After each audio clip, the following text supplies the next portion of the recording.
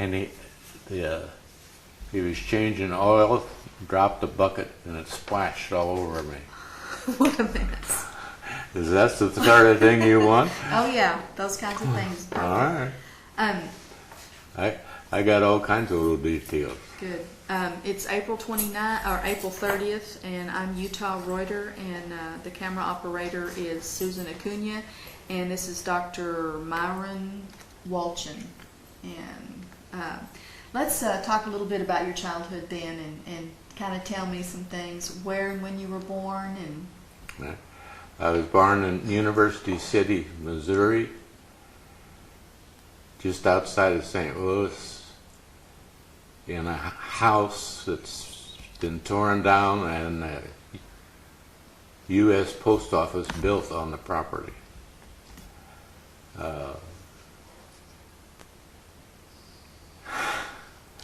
Went blank.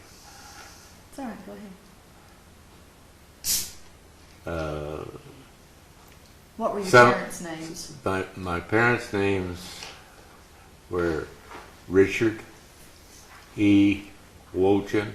He was a music teacher, particularly piano, but also taught other instruments.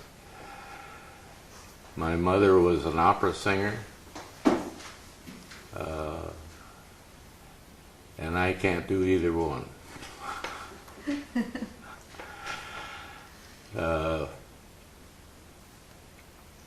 And you were born when? When were you born? Oh, I was born the 16th of January, 1923.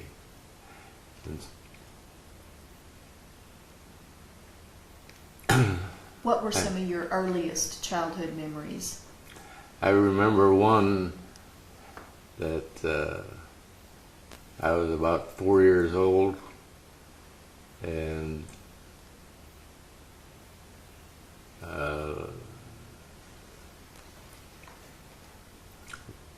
got all dressed up to go to a party, and went outside and went next door to where there was a gas station, and the man was changing oil, and the bucket dropped and splattered oil all over me, and it still sticks to my mind. Anything else? What other things can you remember? Well, we used to raise ducks in the backyard. My father was a hunter, and the ducks were decoys that he'd take hunting.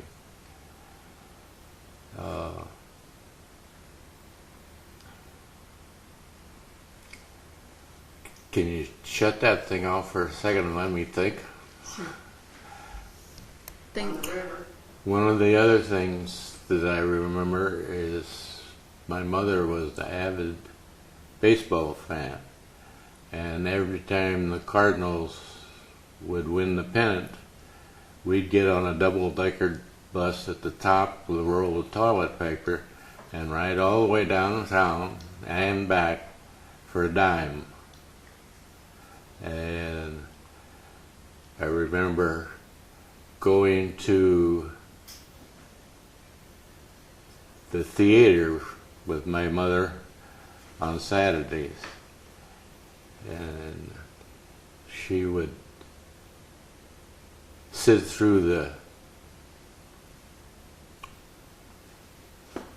what do you call the Previews? Cartoons. Oh, the newsreels? no, the cereal, Uh-huh. comics, so forth, with me. And that's about all I really enjoyed out of the movie. I didn't care for the pictures.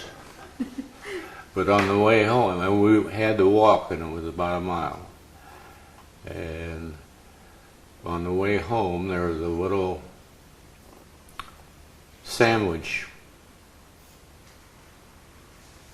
shop, and I would have Frankfurt sandwich with my mother, and she'd have a beer. And I think the sandwich was a dime and the beer was 15 cents. And we would enjoy that. And when I finished my sandwich, I got one sip of beer.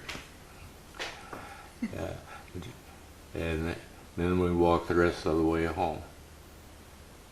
What other kinds of things did you do as a child for fun? Huh.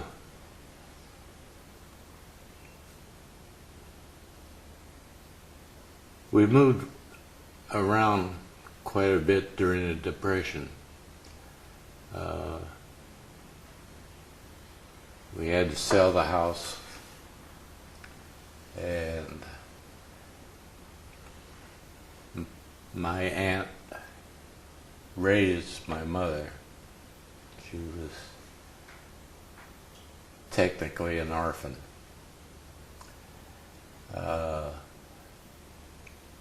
But she was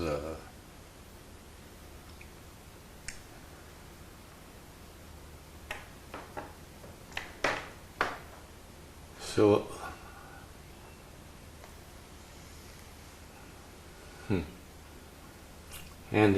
not handicapped.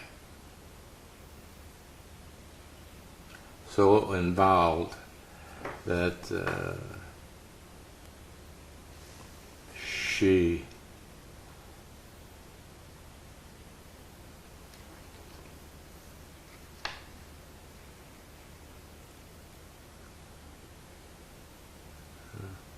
I can't think of what to say. Mm-hmm. Your mother, you were speaking about your mother or your aunt? Your aunt raised you? My mother. What happened to her parents? One of the things I remember about her is she got married without really knowing how to cook. And she called my aunt, who raised her, one day and said, "Where do I get some soft water to soft boil an egg?" And my father came home one day and Mother had made donuts, and he asked what they were, and she told him, and he laughed so much, "You make donuts? That's ridiculous." And she threw them at him. I don't blame her. Let's move on then a little bit. Where were you when, in December 7th, 1941, Pearl Harbor Day? Do you remember? December 7th, 1940. Were you already in the service? I think I was already in the service. Well, tell us how you...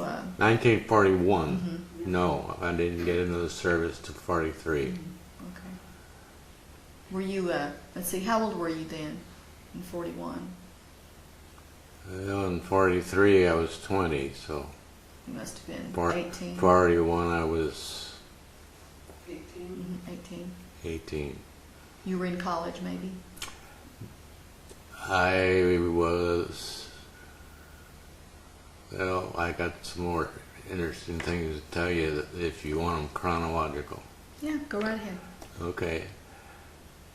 When I went into high school, I went into Soldan High School in St. Louis.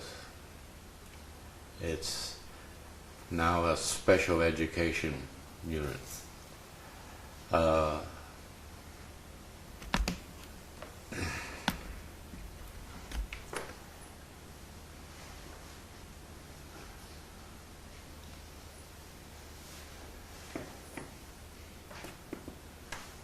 You worked for the chemistry teacher, didn't you?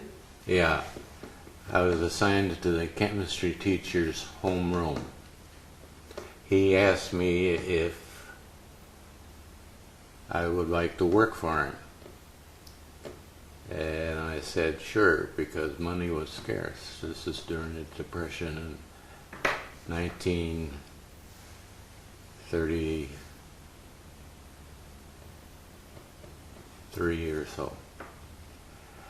And I got 50 cents an hour. And he said, "Do you see that 20-gallon glass container over there?" And I said, "Yeah." He said, "I want you to fill it with one normal hydrochloric acid so I can use it in the lab, and standardize it by at least 3 different methods that match within 1%. 2 years later, I had the job completed, and what happened when I said, "Well, how do I do that?" He says, "There's the library." So I, who had never had chemistry, had to read the chemistry books and learn what one normal hydrochloric acid is, how to make it, how to standardize it, and all of this. It's pretty impressive. By the time that I got around to taking chemistry, he had me teaching the laboratory, teaching the kids how to set up their instruments. So you did well in school and Oh, science, at least? I was mostly an A student. But And you went on As to a reason- to major in chemistry. as a result of that, he got me a scholarship at St. Louis University, and they found out I had taught laboratory chemistry, so they had me teaching laboratory chemistry. When I got into the Army, I was at Jefferson City, not Jefferson Barracks camp, and they shipped me to Camp Barkeley down Do you recall Yeah. any incidents that happened while you were teaching? Some students or something that might Well, have happened? there. The one main instrument is that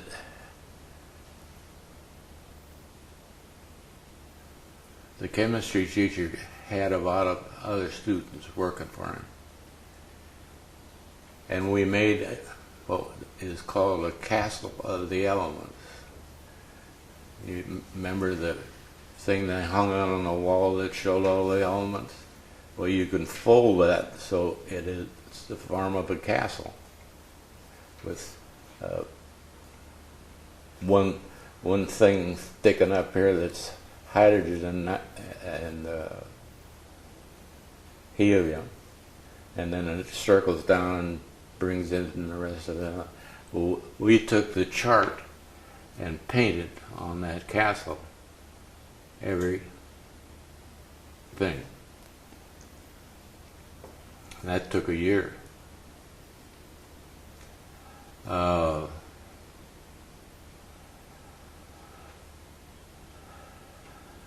That was in college?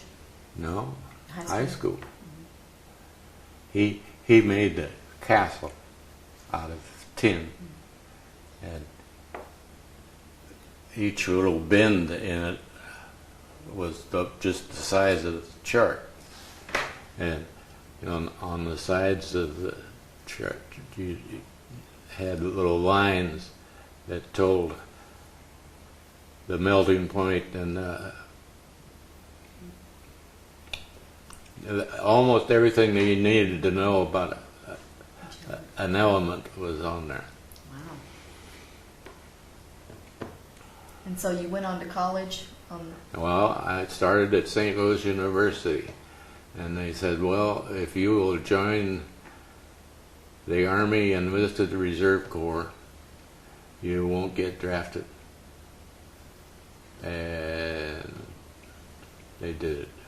Oh, that's good. They A lot of drafted. people did They that. drafted me anyway, and that's when I got assigned down here to Camp Barkeley, and it was 1943, March 19th.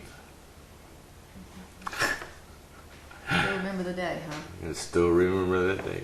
What did you think when you got down here? How'd you get down here and By train, train? and we laid overnight in Brownwood, and then came up to Abilene, and then they bussed us back out to Camp Barkeley. What did you think? Huh? What did you think when you were driving out there? What am I doing here?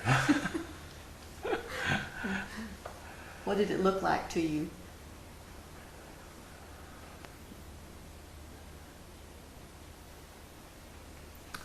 I really can't say that it looked any different than anywhere else I've been, because we've been on the train for 2 days looking out the window and crossing Texas, and Camp Barkeley wasn't very much different than anything else I'd seen in Texas. What happened when you first got here? What happened the first day?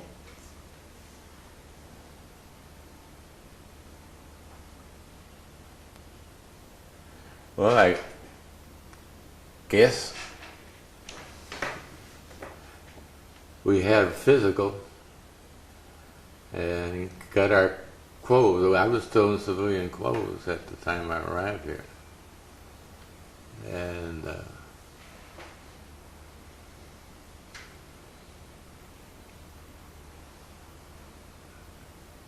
the next thing I can remember, we started to learn how to march. And We ended up that we could walk 9 miles, and the first day we started out, I don't think we could have walked up 2. So they toughened us up real quick. they whip you into shape, huh? Yeah. That's good. So you basically had your training here. I had my basic training here. I was trained as a medical technician, a litter bearer. One of the boys that was right out in the field. And the night before we were to leave,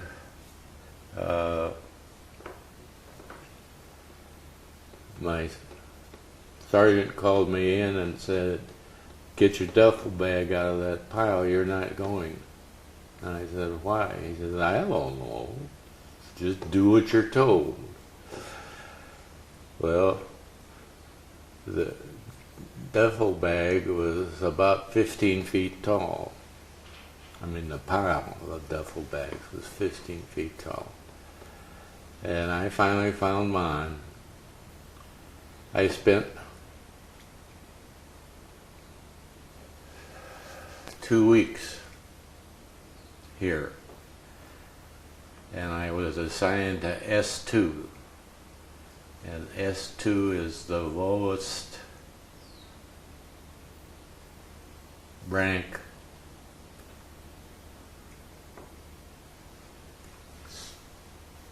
spy job there is in the Army. I was in intelligence. And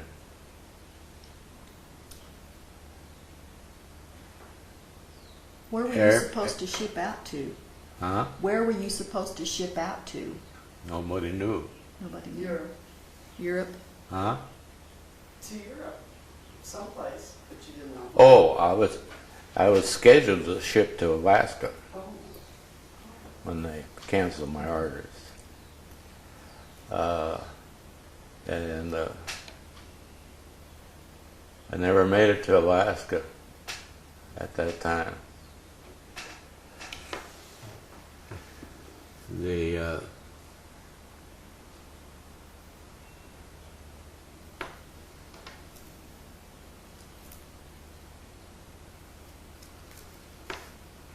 You were assigned to intelligence?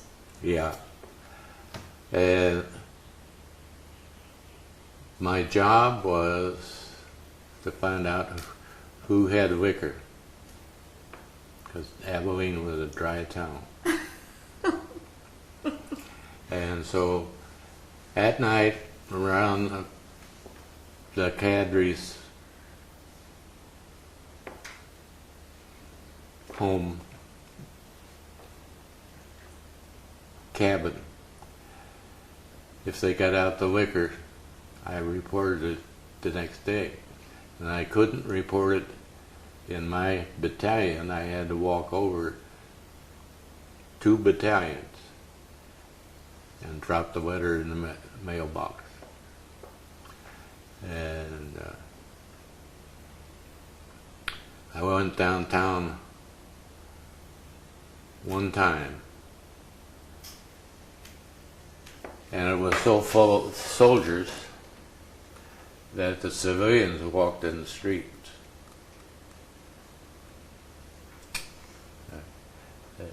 It just literally wasn't room for the civilians. What do you think Abilene felt about the troops being here? Pretty much they didn't like it. Not everybody, but they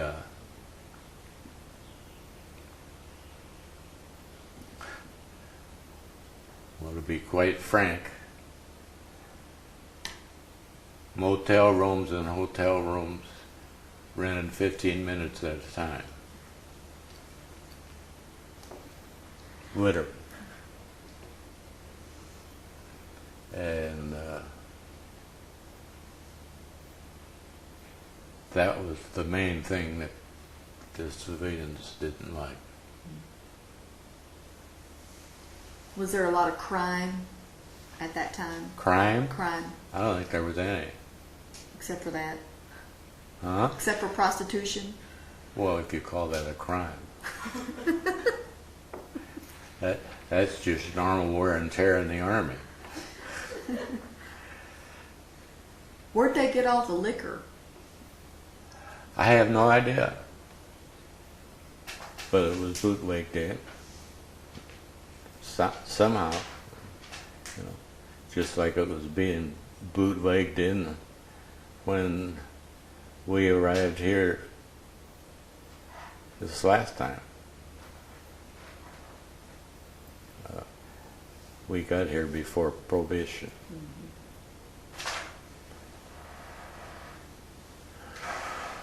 You only went to town that one time? Yeah. I wasn't much happier than the civilians were. That kind of life was not for me. Kind of wild. Well, no. But I was raised an Episcopalian, and you just didn't do that sort of thing. Drinking and carousing. Now, the present fathers see this thing and wonder why I'm not in the Episcopalian church. but I married a Lutheran and I became one. Oh. When did you? Can you turn that off for a second? Get me something to drink. I'm getting dry. And I finally had a chance to walk several miles at Camp Barkeley to see Red Skelton in person. He's the only actor I've ever seen in person. And it was wonderful, and I thoroughly enjoyed it. In Vietnam, you saw Bob Hope in person. Oh, yeah. Well, I forget those things. Where I was remember that. Where was Red Skelton? Was he here in Abilene? Yep. Right out there on that hill that's called Camp Barkeley. Entertaining? Hmm? Entertaining the troops? Yeah. And he just brought the audience down and never said a word, with his mime. And I remember that I had to walk back home, and I didn't get home until about 1:30. Home was my barracks. So you did live in a barracks. Yeah. Some of the guys lived in tents. Well, that was very early on in the life of Camp Barkeley. They had barracks by the time I got here.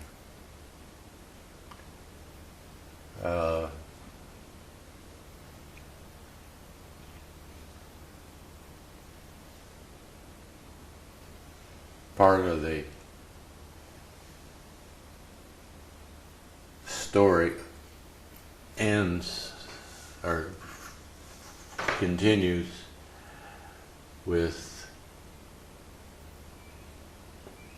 me being finally shipped to Texarkana, Texas, where I spent a month taking tests. I ended up being shipped to Aberdeen, South Dakota, in pre-engineering school. That was college. The commander called me in and said, "We see on your record that you taught chemistry." I said, "Yes." He said, "Would you teach it here? We're short of teachers." And I said, "Yes." He said, "Well, we can't dismiss you from the classroom, but we would like you to teach the laboratory." I said, "Fine." So I taught laboratory. And when I went up to meet the chemistry teacher, she was grading papers, my wife.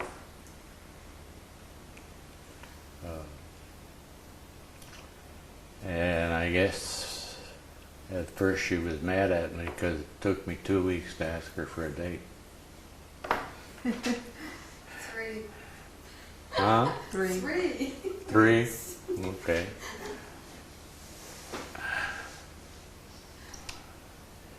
Anyhow, we took a whole bunch of tests there, and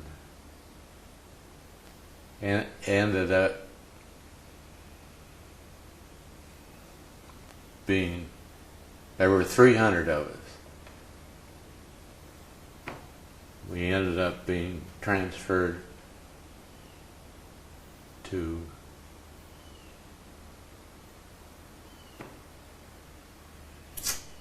Grand Forks, North Dakota. I've forgotten the University of North Dakota. University of North Dakota. And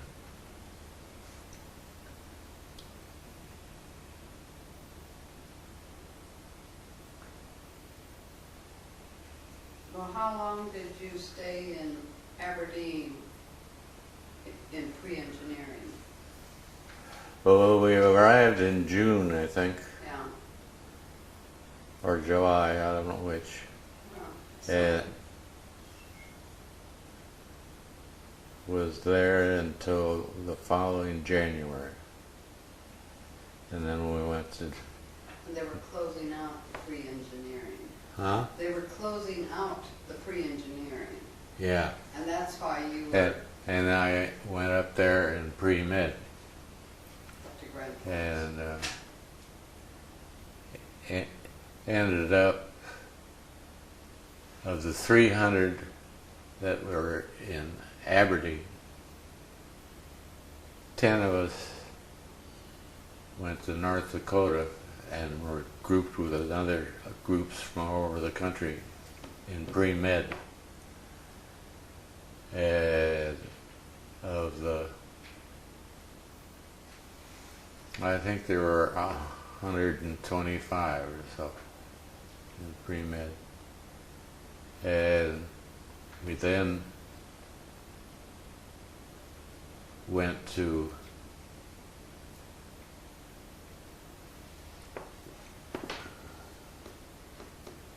well, 10 of us went to medical school, and the rest of them were shipped overseas and sunk at Dunkirk.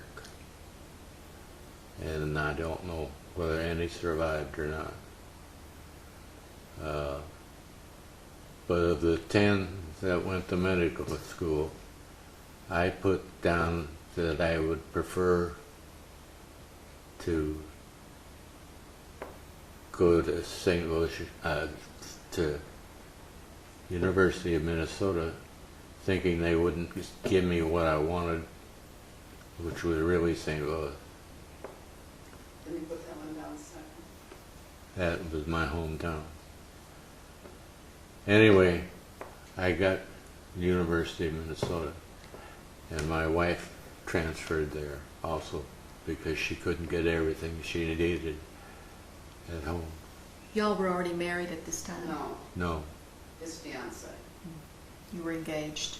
yeah, this is pre-1945. We were married in September the 18th, 1945.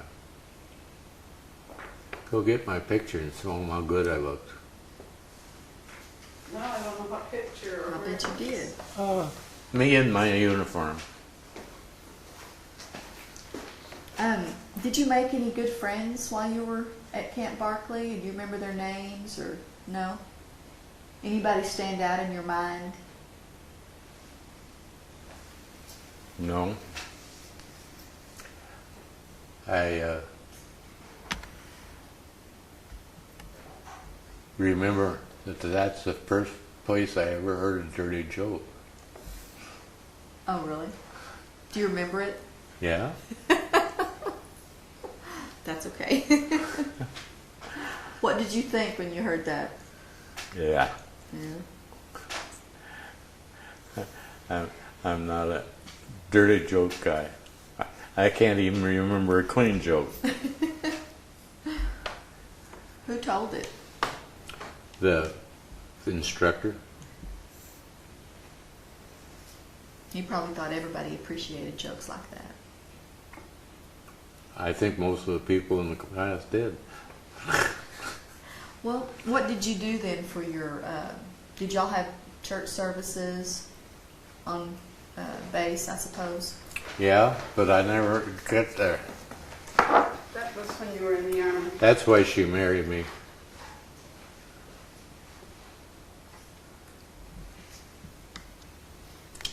Quite a difference. You were young. Good looking. Still are.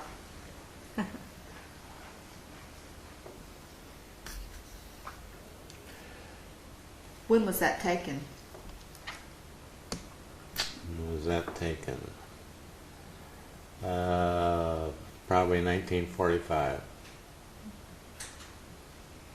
When did you get out of the service?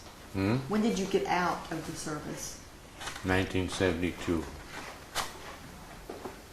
Well, no. 75. Yeah. It was December 31st, was it 75 or 74? But you started with the public health in 75. Our girls had this picture, our wedding picture, blown up and put in a frame. Oh, And that's beautiful. had a party and people signed it. Oh, nice. That's So That's our 50th was- wedding anniversary. when he, yeah, it was done at our 50th wedding That's anniversary. beautiful. But of course that, Turn it around so the camera can see. do you want me to bring it over that one?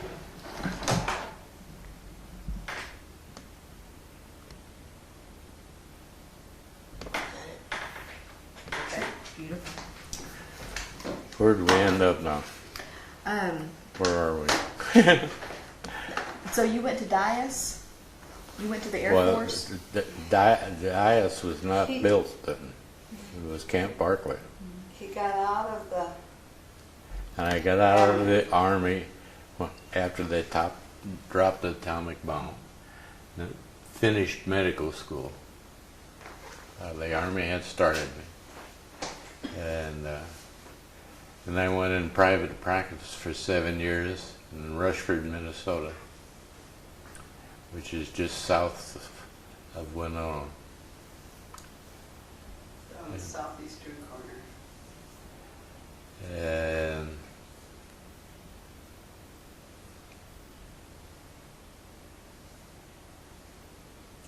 Well, they were drafting doctors during the Korean Yeah. crisis. And during the Korean War, they started the doctor draft law. And I was the only doctor in Minnesota. In that small That- town in Minnesota. Huh? In that small town in Minnesota. Well, yeah, there was only 1,500 people. But another doctor came in and they drafted him immediately. And eventually they started calling me up every month justifying why they should not draft me. And I finally got tired of making it was about 100 and some odd mile trip every month to justify why I shouldn't be drafted. And ended up that I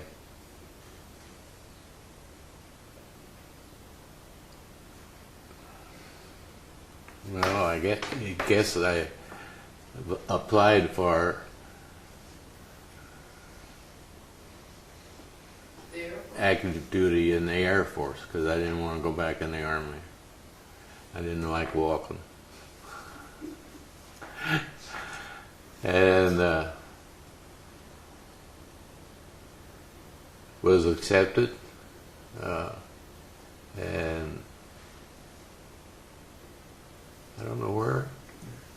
Oh, I was already a doctor, so I was an Yeah. officer, and I went to Alabama. Alabama for your induction. And I had 4 children, 4 girls by then. And my wife went with me. We left the children back in Rushford somehow. No, we left them with Grandma. Huh? We left them with my mother. Oh, yeah. Left the children with her, with Grandma. Oh, we left Pamela in Rushford so she could go to school. That was in the spring. So anyway, I got to Del Rio, Texas, and they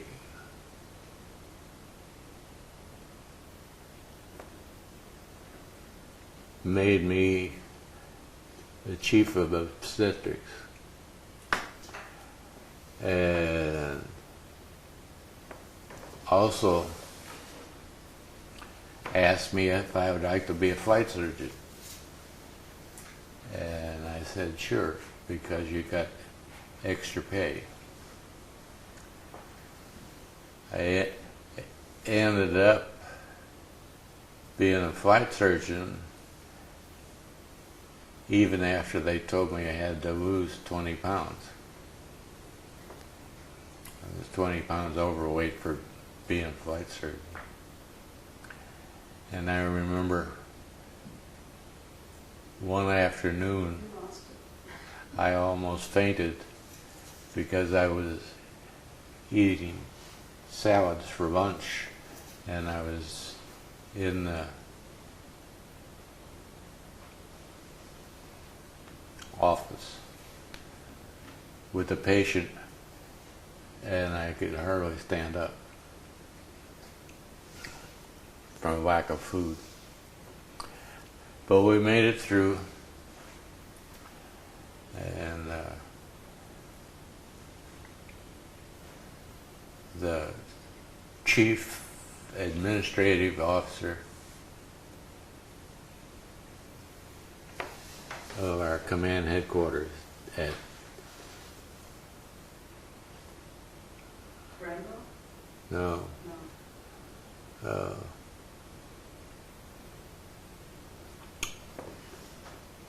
the town in Louisiana. Barksdale. Huh? The Barksdale, Louisiana Air Force Base? I don't know where your command headquarters Not were. Barksdale. Both.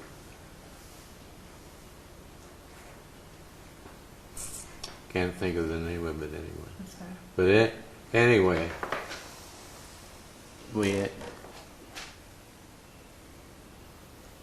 got accepted for the long course in aerospace medicine, which was the beginning of NASA. And we were flying top secret airplanes, the U-2. You may have read about it because one of them was shot down. You were involved with that? I wasn't involved with that plane particularly, but I was. And the doctors had to hook up every pilot, and they had to breathe oxygen an hour before they went to altitude. And it was classified at the time, but it's now since declassified. They flew at 70,000 feet, which was, and they landed the plane with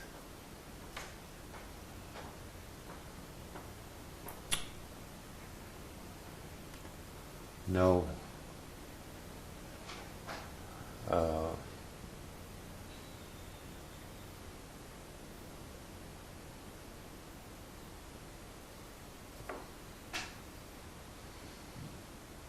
Landing? How'd they land the plane?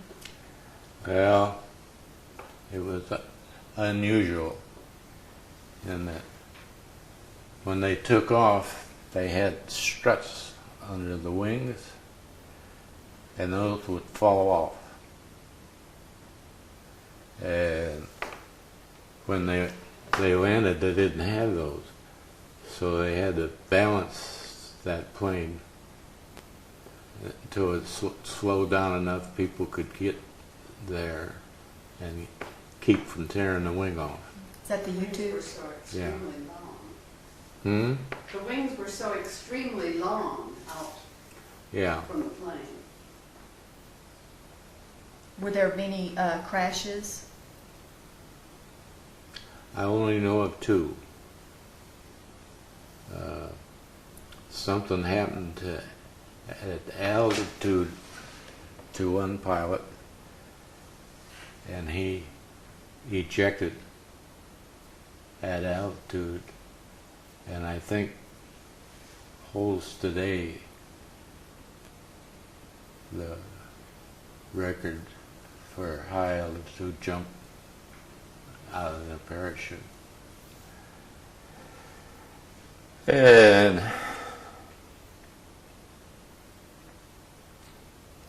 That sounds like interesting work. What else did you do along those lines? well, we were involved in their meals, and insisted that they have a high protein diet, so we fed them steak and eggs for breakfast just prior to their going into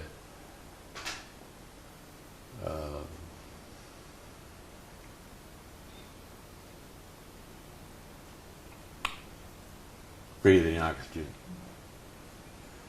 How did that help? Well, if they breathe pure oxygen, it takes the nitrogen out of their bloodstream, and then they don't get bends when they go to altitude.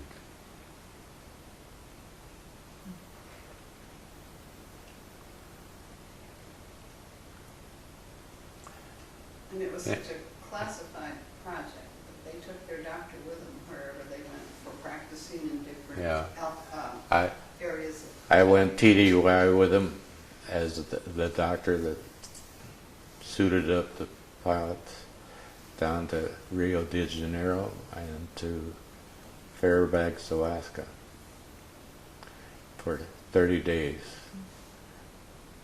And barely made it home for Christmas for one time. Did you do a lot of traveling in the service other than that? Well, as a family, yes, but not singly. But we have lived in Japan and Charleston, South Carolina, San Antonio. I've been in Vietnam. My wife has been there and visited me. In D.C. Huh? Lived in D.C. Washington, D.C. Oh yeah, Washington, D.C. Did you go to the Vietnam War then? Yes. You were in the war? I was the surgeon advisor to the Vietnamese Surgeon General. What was that like? Well, it was kind of fun. I had a interpreter, of course, and he's Dr. Tran in Merkel. So I guess I'm influenced him to come over here.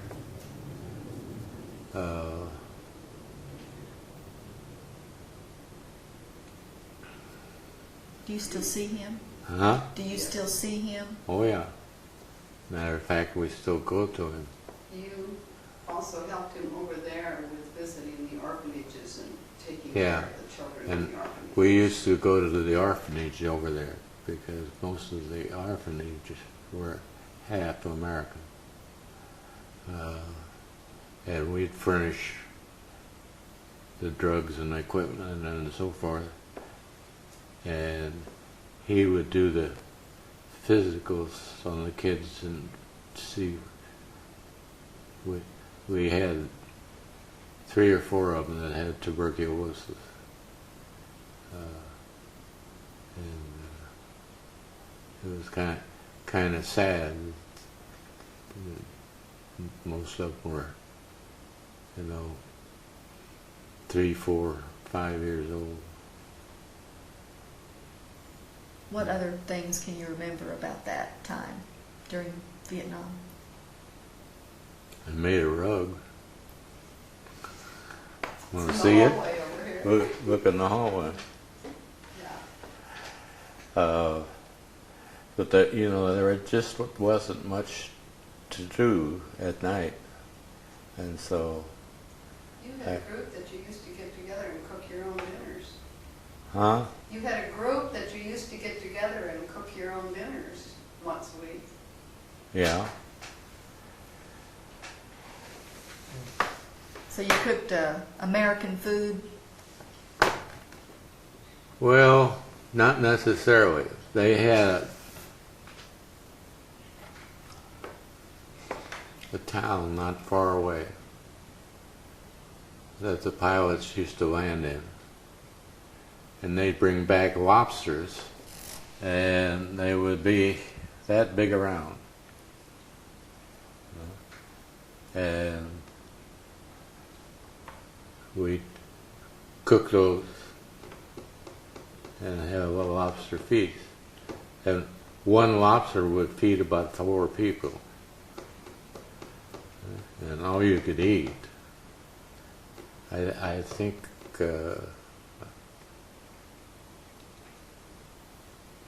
well, they weighed close to 10 pounds each tail. They're just gigantic things and very sweet and tasty. What city was that? I was in Saigon, but I'd forgotten where the lobsters come from, Da Nang or something. What year was that? 1970. 71 and 2. It overlapped. It's toward the end of the war then. Mm-hmm. How long were you there? 13 months. What was the most interesting duty that you ever did? I think the U-2. That's probably That's what that kept you in the Air Force, that's what kept me in the Air Force. Because he was drafted for only 2 years, and then he decided to stay. Yeah, I decided to stay after the 2 years because of the U-2 program. It does sound interesting. How did you wind up back at Dias? From Vietnam. Yeah, I was in Vietnam and had shipping orders for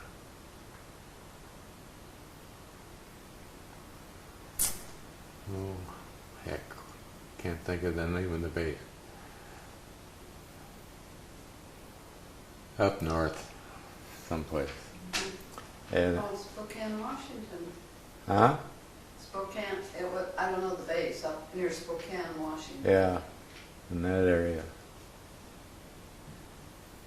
And then they were changed, and I came to Dias. And since it was so close to Camp Barkeley, we ended up staying because I had made a complete round robin from Camp Barkeley to Camp Barkeley. And I was commander of the hospital here. And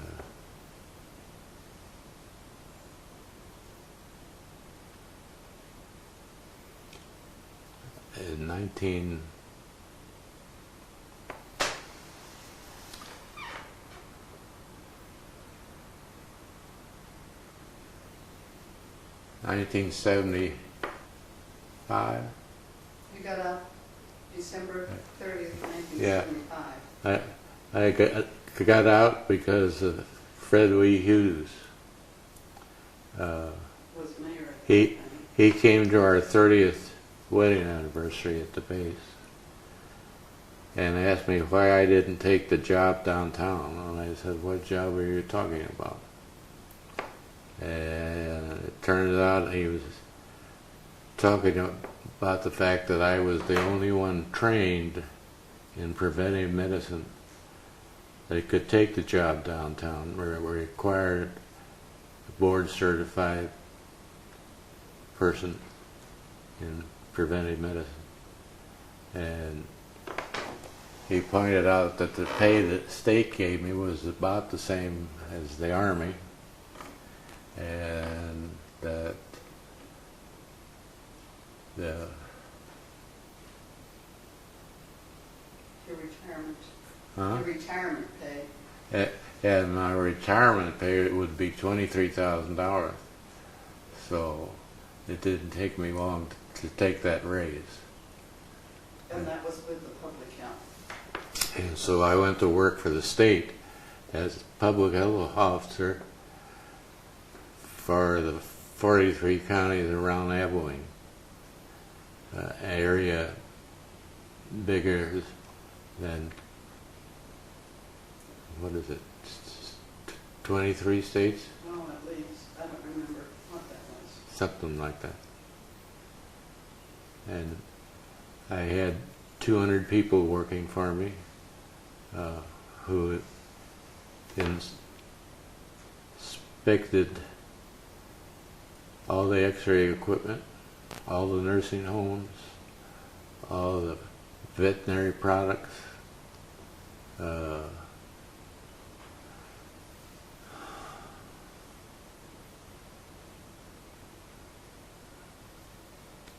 well, all the public health. Did you But- enjoy that transition? Yeah. The, the people that work for me were just great. And, oh yeah, and